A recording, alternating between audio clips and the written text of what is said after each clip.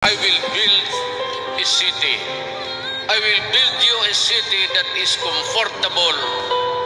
I want your wife and daughter, sinabi ko sa police, ask your wife and daughter to walk around Davao, even during the darkness of the night.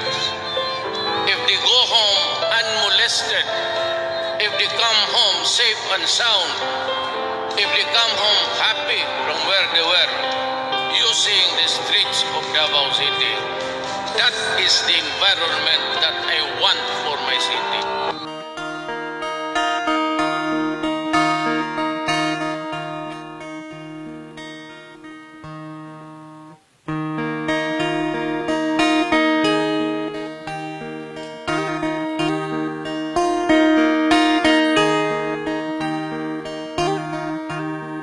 Ikaw ang Pangulo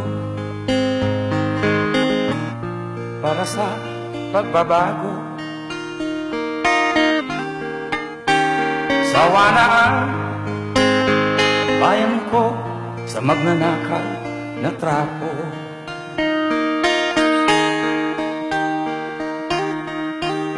Madilim na kahapon, ikaw ang mag-aahon. Sa piling mo, di ko mawawala ang korupsyon.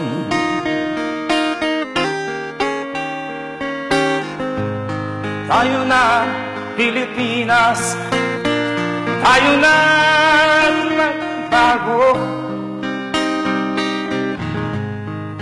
Hawak kamay tayo para sa pag-asenso. Ikaw at ako, tayong lahat kay Rodrigo Duterte, para sa tunay na pagbabago.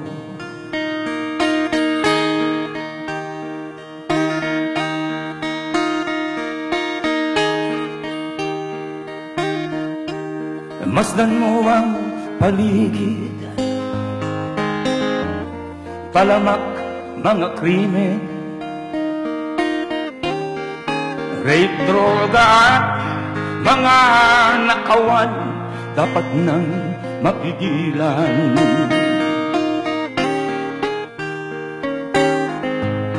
Tayo na Pilipinas, tayo na at magbago.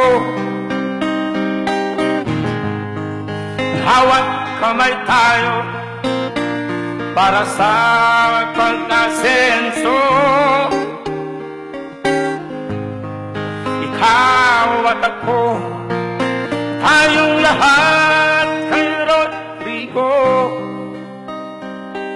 Duterte, para sa tunay na pagbabago.